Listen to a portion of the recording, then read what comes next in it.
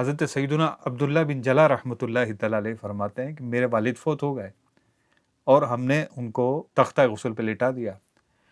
تو جب غسل دینے کی باری آئی تو ان کے چہرے سے ہم نے کپڑا ہٹایا تو وہ مسکرا رہے تھے.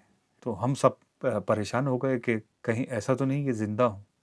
ہم نے دوبارہ کپڑا ڈھک دیا اور کچھ لوگ طبیب کو بلانے چلے گئے، ڈاکٹر کو بلانے چلے گئے. ڈاکٹر آیا، نبض وغیرہ چیک کی اور نبض چیک کرنے کے بعد انہوں نے کہا ان کا تو انتقال ہو گیا ہے. پھر جب کپڑا ہٹایا ڈاکٹر نے، طبیب نے، تو پھر آپ ویسے ہی مسکرا رہے تھے. طبیب بھی پریشان ہوا اور اس نے کہا کہ مجھے نہیں معلوم یہ زندہ ہیں یا فوت ہو چکے ہیں. الغرض جو بھی انہیں غسل دینے آتا آپ اسی طرح مسکراتے رہتے اور آپ کی ہیبت اس کے دل پر بیٹھ جاتی اور غسل دینے سے باز رہتا.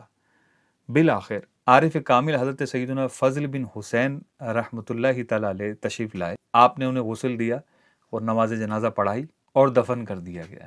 یہ اور اس طرح کے سینکڑوں واقعات ہیں جو آپ کو مختلف کتابوں میں ملیں گے، جو ہمارے علماء کرام صدیوں سے نقل کرتے آئے ہیں.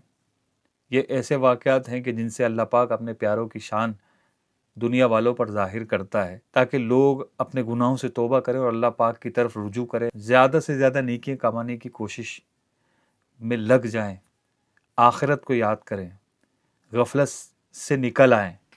تو اپنے پیاروں کے یہ اس طرح کے احوال کبھی کبھی ظاہر فرماتا رہتا ہے. حضرت سیدنا امام یافعی رحمۃ اللہ تعالیٰ علیہ ارشاد فرماتے ہیں کہ مردوں کا اچھی یا بری حالت میں ظاہر ہونا یہ ایک قسم کا کشف ہے جسے اللہ پاک کبھی خوشخبری اور کبھی نصیحت کے لیے ظاہر فرماتا ہے. کبھی میت کی کسی مصلحت جیسے ایصال ثواب یا ادائے قرض وغیرہ کے لیے ظاہر فرماتا ہے. اکثر طور پر اس طرح کے واقعات خواب میں رونما ہوتے ہیں، لیکن کبھی کبھی بیداری میں بھی ہو جاتے ہیں، جاگتے ہوئے بھی نظر آتے ہیں.